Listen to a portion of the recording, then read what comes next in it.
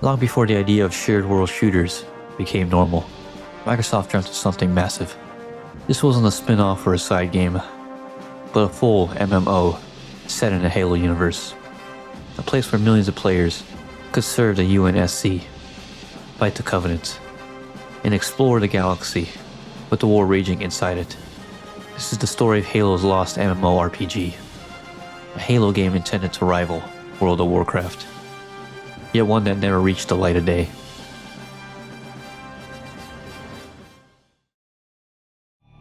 The studio behind Age of Empires, masters of large-scale strategy, were chosen to architect the biggest Halo project ever attempted. Internally, it was known by several codenames: Titan, Phoenix, Orion, even Halo MMO. They want to make a universe, a persistent galaxy, a character you grow, train, and equipped, a place where UNSC Marines, ODSTs, and even Spartans could force squads and fight endless war against the Covenants together. Leaked screenshots showed UI mockups, armor sets, and even third-person gameplay. Player classes for the Marine, ODST, and even Spartans. Skill trees and leveling. Loot, armor upgrades, player economy. Player versus enemy raids against Covenant strongholds. Mass battle PvP like Planetside.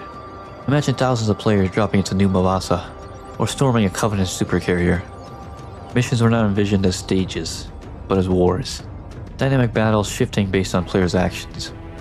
You might be a rookie Marine, carrying an MA5 rifle, which at the time was too heavy for you. You'd scramble across trenches, fight grunts and alley ruins, and take cover as a shell wraith vaporized your entire squad.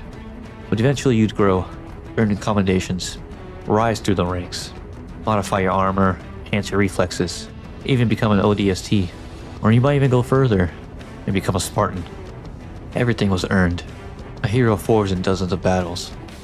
The kind of reputation systems like Destiny and Warframe would later perfect. Halo tried it first. The year was 2008. The world economy was collapsing. Budgets were tightening and studios were being restructured. And so, Ensemble Studios, the minds behind Age of Empires, and the secret Halo MMO, were hit the hardest. They were shut down by Microsoft. Not because the game lacked potential, but because it was too expensive and too risky. The Halo MMO died before it even reached the alpha stage.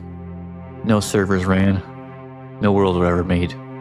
Just concept art, leaked UI, and the memories of developers who knew how big it could have been. There were pieces that survived though. Ensemble was later allowed to finish Halo Wars, using tech evolved from the MMO project. Ideas of open worlds and persistent progression eventually resurfaced in Destiny.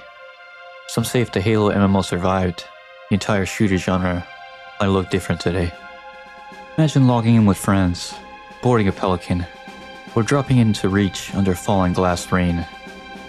A battlefield of hundreds, real players, real squads, fighting for survival as the Covenant warships burn holes through the skyline. Imagine exploring Forerunner worlds, raiding dreadnoughts, or even hunting artifacts older than humanity. Imagine that you decide your legend, not by campaign, but by the history written by thousands of others. Somewhere on a forgotten build server, maybe a folder still exists, a broken client, a half-rendered world. But the Halo MMO was too big, or too ambitious at the time. But it still fascinates us all. A universe that has a never-ending war.